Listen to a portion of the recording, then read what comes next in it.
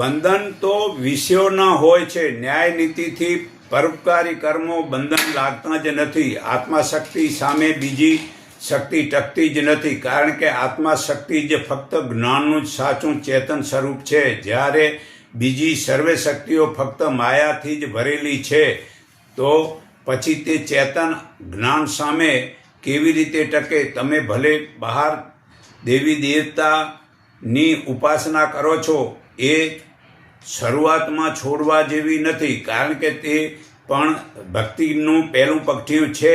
પણ આગળ વધવા માટે કાયમને માટે ત્યાં બેસી રહેવાનું નથી, પહેલાં પગથિયામાં જ બેસી રહેવાનું નથી. પણ જ્યાં સુધી આપણને આપણા આત્મા ઉપર વિશ્વાસ નથી, ત્યાં સુધી આપણે આપણા જીવનના ધ્યેયને આપણે સમજ્યા જ નથી. માટે પ્રથમ વર્ણાશ્રમ ધર્મને પાળો અને પછી માનવ ધર્મ ટાળો.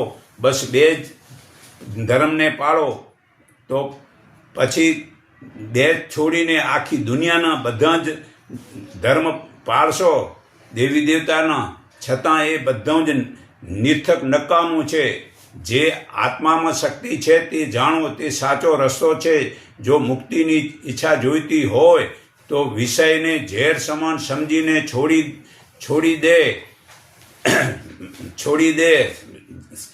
છોડી દો.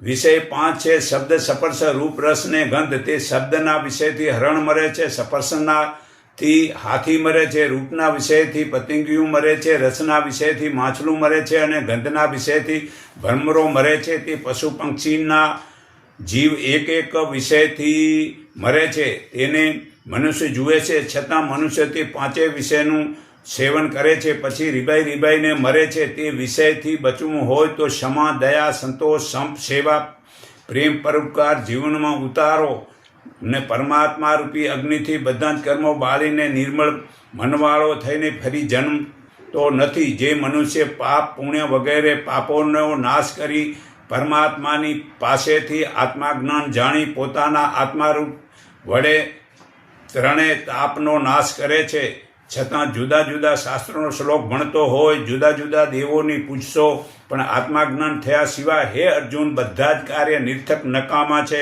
કરોડો યજ્ઞ કરો, કુવા વાવડી કરાવો, કરોડી હાથી, ઘોડા અને ગાયોના દાન કરો, કરોડો મંદિર બનાવો, પણ મોક્ષ તો આત્માજ્ઞાની વિના થવાનો જ નથી. વેશ ધારણ કરવાથી મોક્ષ મળતો નથી, કર્મકાંડ કરવાથી મોક્ષ મળતો નથી, આ ભસ્મ લગાવવાથી કે ટીલા ટપકા કરવાથી મોક્ષ મળતો નથી.